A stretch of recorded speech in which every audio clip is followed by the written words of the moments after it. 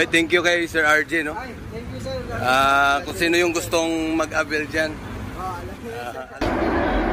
Ingat kayo ha, hinahinera. Ato na ko. Hello! Happy May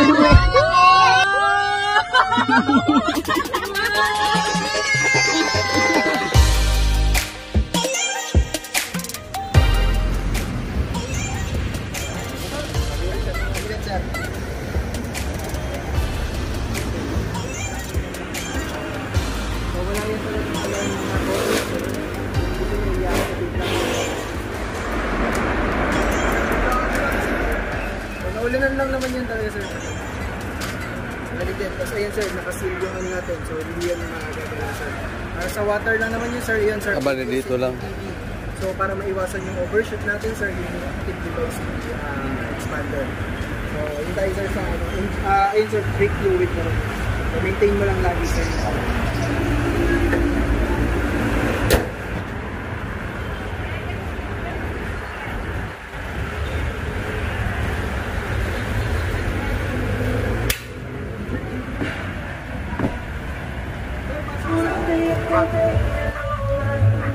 Bago mag-start. Ayan sir. So kung kung ano kayo sa hearing sir, sobra parang walang engine. So yun yung kaakalawan sir. So para ma-access yung sound sir, pwede na kayo dito or dito. Pwede yan sir. Mas mabilis dito. Pero kung driving ka sir, pwede mo naman siya ma-access dito. So ano yung mga common features ng ating expander, no? So yun nga sir, sample sir, yung pinaka magandang ano nito ni expander GLX is yung sa cruise control. So siyempre sir, normal naman sa atin na drive tayo NLEX, minsan sa taas skyway. Okay. So ito yun sir, yung button na yun sa cruise control. So say for example sir, driving tayo, cruising tayo sir. Minimum speed niyan sir 40. So say for example sir, tumatakbo tayo ng 50, 60, sa taas 60, 'di ba sir? Sa skyway. So driving tayo sir, ayan, syempre nakatapak tayo sa accelerator pedal. Then upon driving sir, pag kinlik mo siya, may mag-activate na cruise control, naka-on yun. So ayun sir, naka-green button siya sir. Siya, no? Isa-set, i-re-rest mo lang siya sir pataas. Pag 60 ka na sir, then mararamdaman mo yun sir kung saan ang kinukuha nung sasakyan yung takbo. Okay. So pwede ka na mag-let go sir sa accelerator pedal. Then yung 60 na takbo mo sir, so yun na yung normal na itatakbo mo nun. So syempre sir, hindi pa rin advisable na magle-let go ka sa manubela kasi unang-una sir, ang control lang naman ng sasakyan is sa accelerator. Okay. So ongoing ka sir ng 60, so hindi ko pa rin advisable sir na yun nga, hindi ka na magpe-pay attention sa daan kasi unang-una sir sa expressway hindi naman kayo lahat the same ng takbo. So meron dyan sir 60 ka, pero yung nasa unahan mo 50 lang, 40 lang. So may cases sir na babagal. So sa pag-disengage sir ng cruise control, pwede ka lang naman mag-brake pedal. So pag brake pedal mo sir, ikaw na ulit may hawak nung acceleration. Ikaw na ulit magko-control so automatic sa siya nag-aano sa pagka-brake mo sir. Okay. So kung gusto mo sir, ibalik siya ulit, i-set mo lang siya ulit. So takbo ka lang syempre, o-overtake ka niyan sir. Tapos kung gusto mo bumalik sa lane mo ng 60 lang ulit, i-set mo lang ulit siya pababa. So normal na siyang tatakbo. So kung gusto mo naman sir mas mataas na speed, tapak ka ng accelerator pedal, tapos i-rest mo lang siya, then magse-set na siya dun sa tinatakbo niya. Note ko na lang sir na 40 kilometers per hour. So for example sir, tumatakbo ka lang ng 30, 25, hindi mag-activate yung cruise control. Okay. Unang-una sir, 40, kailangan 40 pataas. Okay. So number 1 note ko rin yan sir, kailangan lagi naka-seatbelt. Passenger sa driver seat, no?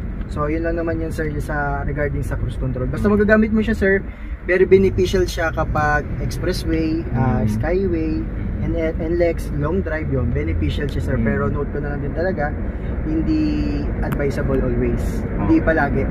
So kung nakapag-try ka na nun before sa mga sasakyan sir, nakapag-try ka na ng cruise control? Hindi pa. So ayun sir, doble ingat sa paggamit nun. Masayang gamitin yun kasi unang-una manubela lang ang hawak mo, pero doble ingat sir, may cases talaga na aksidente. Kasi akala nila sir pag naka-cruise control, yun na talaga. So minsan talaga may bagal, hindi mo aasahan yun sir, bigla ang liliko. So yun sir. So sa pag-access naman sir, meron tayo ditong mini button. So pag kinlik mo yan sir, OD off. Minsan sabihin ng OD off, para siyang sa motor ba sir, parang gigil agad yung RPM niya. Kahit minimal lang yung tapak mo, gigil yung makina niya. So advisable yan sir, OD off kapag overtake. So say for example sir, ayan, ano ba yung alanganing overtake sa sasakyan sir? Yun yung medyo mahaba. So may truck, may jeep, may sasakyan pa ulit. Kung gusto mo hatawin sir yun sir, OD-off ka lang. Malakas yung RPM niyan at talagang aarangkada. So pag gusto mo lang sir yung normal, which is suggested namin, is yung OD-on. Wala siyang indicator sa harap na naka-OD-on. Malalaman mo lang siyang naka-on kapag wala. Pag naka-off siya, may indicator na off. Malakas yung RPM niya, malakas yung rev. So kung usapang gas consumption sir, kung gusto mo nang matipid-tipid, OD-on lang. So normal na takbo niya sir, yung normal na arangkada niya. Pag gusto mo ng overtake, OD-off. Malinaw tayo so dun, sir. advisable yun dyan. On lang tayo sir. On lang. So kung gusto mo lang naman talaga yung habulan, yung may ka-anuhan ka sir, pero joke lang naman. Pag overtake lang naman sir, i-OD-off mo. So yun lang naman yung pinaka main purpose niya. So yun nga sir, sound button, ma-access mo naman siya dito. Pwede ka rin Android Auto, Apple CarPlay, sasaksak ka lang sa button mo. Sir, yung dashcam, pwede mo siya ma-connect dito, gas sa lighter. I-weigh mo na lang siya dito sir, pwede mo siya ipasok pa ganyan, may butasan dito. I-weigh mo lang siya pa ganyan sir, tas access dito. Meron din siyang pang rear view. Gawan nyo na lang din siya ng gapang papunta dyan sa likod lang. Yung binigay nyo po? Bakit sir hindi siya makakabit sa ano? Kasi pag nag-reverse ka dito, meron niyang automatic na camera. So, nandun na mismo yung slot nung camera. Kaya ang suggested ko sir, kung ikakabit nyo yung dashcam na panglikod, igapang nyo na lang siya pa ganyan. Yung syempre sir, dapat hindi naman masyadong kita yung wirings. Tapos ididikit niya siya sa likod nung, parang nakaganyan siya sir, nakaganyan siya dun sa likod. So yung front naman sir, i-aangklan nyo lang dito yun. Tapos yun nga, dito sa lighter yung access ng ano niya, energy. So sa paglakas ng aircon sir, ito lang naman yun. Sobrang quality nito sir, lalo pag mainit, i-max nyo lang yung blower. Yan sir, the same lang din naman yan, may access yan ng aircon. Yan sir, di ko pa aircon dyan. Oo nga, no? Sir. Meron din pala. Note ko na lang sir kung ano yung lamig ng unahan, the same lang din yan ng ano sa likod. Nagkakaiba lang siya sa blower. Okay. Blower lang ang pinagkaiba niyan sir. Sir, yung makikita niyo yung ano na yun, para lang din yun sa seatbelt sa gitna. No? So ayun pa sir, dagdag na lang din na info. So say for example sir, akit tayo Baguio. Kaya tayo na medyo matatarik ba sir? Merong feature sa expander na hill start assist. So say for example sir, sobrang steep nung daan. So may cases yan sir, traffic, ihindo tayo. Ang tendency yan sir, kung nakapag-drive, alam mo naman sir, kapag pamilyar, merong normal na takbo ang drive. Pero pag steep yung ano, minsan dumadaos-dos yan kahit naka-drive. So ang kagandahan sa expander sir, pag naka-brake tayo, naka-drive, meron siyang 2 seconds delay bago dumaustos pababa. So meron time yung paa mo makabalik sa accelerator pedal bago dumaustos pababa. So yun yung isang features ni expander. So karagdagan pa nito sir, meron siyang ABS and EBD. So ano yung ABS and EBD sir? So syempre sir, maulan, madalas yung kalsada, meron traction control yung gulong na hindi ka mag-overshoot. So ano yung meaning sir ng overshoot? So parang ganyan yung daan. Ang liko mo parang talagang ganon, malayo. Na dapat ang liko mo lang pag ganito. So dahil dun sa features na yun sir, kayang-kaya mo kumurbada kahit nakadrive ka. Meron kasi sir, nakadrive ka, pero kailangan mo mag-minor pag pakurbada. Pero itong expander, kayang-kaya niya kontrolan gamit yung traction control. So kahit nakadrive ka, kurbada, kayang-kaya niya i-handle yung sa gulong. So yun lang naman sir, pag may nakita kayong indicator sir ng warning, ibig sabihin for gas na. So standard lang naman yung gas na meron nito sir, ito. So 1 bar, suggest ko sir, bago kayo umuwi, pakargaan nyo na kahit 500, ganyan, para na lang din may panggas kayo panggamit. So overall sir, yun yung mga features ni expander. Baka sakali sir may question kayo, check natin yung headlight, signal light. Okay sir, so yun naman. Ano, kaya mo maiuwi ito ngayon? Sure ba sir? Kaya naman. Oo. Sure naman ako sir, kaya tiwala naman ako sa inyo sir na kayang-kaya nyo. Hindi kasi may mga automatic nga, pati ako nalito ako doon pero basta lagi lang brake sir pag ano, wala sir mag-discover pa ng kung anong meron si expander. Pero the rest naman is yun lang talaga yung mga standard niya. Check natin sir yung spare tire, headlight, signal light, and good to go tayo sir. Picture tayo sir kahit ano-ano. Okay sir. Kamera din yan, all lang sir. Daytime running yan sir, umaga, gabi, pwede mo siya gamitin. Added safety picture yan ni expander. Kasi syempre sir, pag umaga, nag-drive ka, kitang-kita yung ilaw mo. So, ito yung pinaka-headlight natin. Katulong. Ayan yung pinaka-headlight natin sir. High beam yan sir, gagatik lang. Kung pamilyar ka naman sa mga high beam. High beam sir, yung gaganon mo lang siya. Tapos sabi siya, kung gusto mo naman ma-access ko sir, pag Pag-light.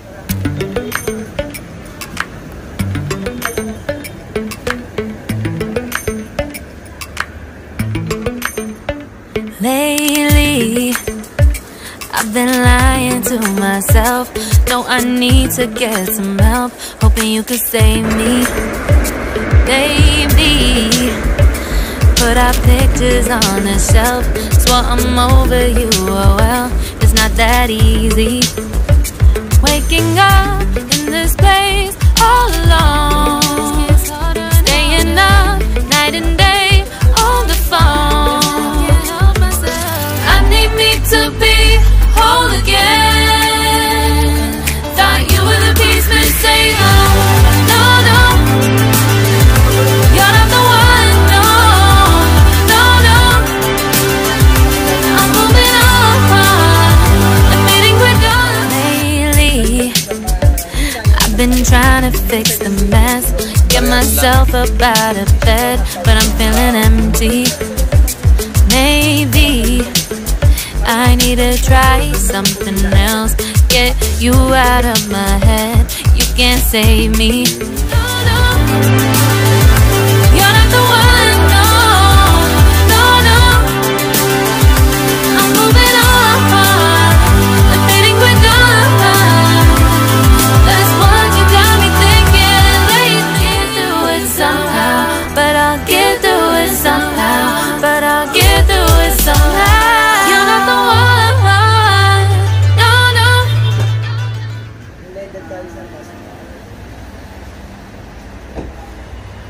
Kargahan nyo na to. Unleaded. Unleaded only sir, nakaload naman dito. Medyo mabago lang. Overall sir, okay. Good to go sir, tuloy tayo. Well sir, yung sa ano. Okay sir. Okay sir, okay makulay yung pag-aano sir.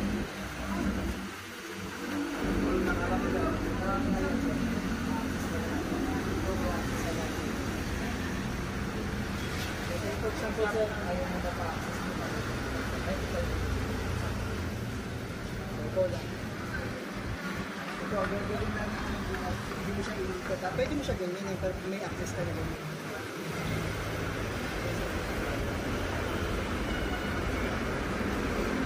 Automatic na siya.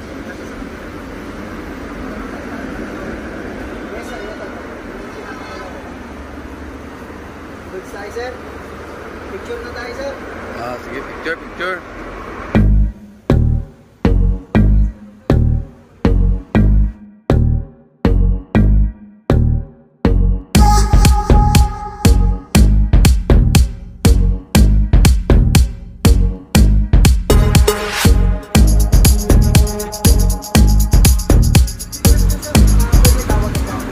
Pwede siya, or CR, kakapit ko na.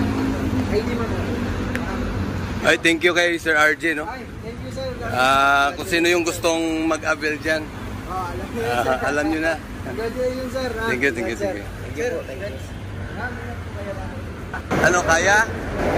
Umpisa lang yan, mga pa. Sir, uwi pa akong Bulacan. Mauna na ako sir, no? Bulacan ka. Congratulations sir, no? Ingat kayo, ha? Hinahinera.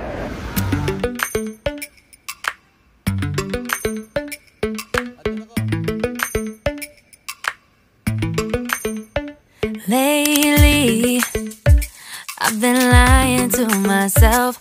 No, I need to get some help. Hoping you could save me, baby.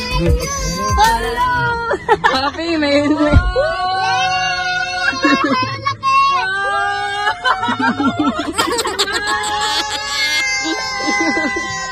Si Mamila. Si Mamila. Ayan, sinubukan agad naming mag-joyride. Ibis balak namin mag-ano lang, tuyo. Hi, Daddy Lo! Alright!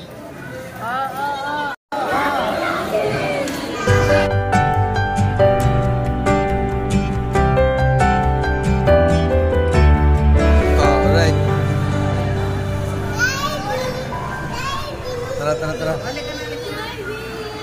Let's go. Biglaan lang to.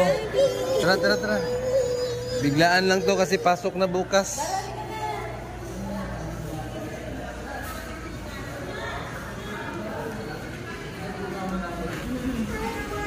Dali, harap. Araw. Yan.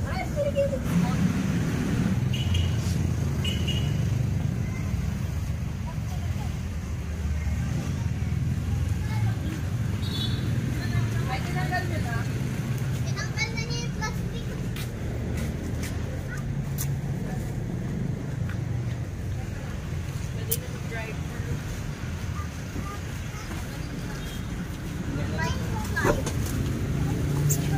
Dahil walang ulam, dahil ginabi. Ayan, diretso na dito. Ayan, unboxing pa.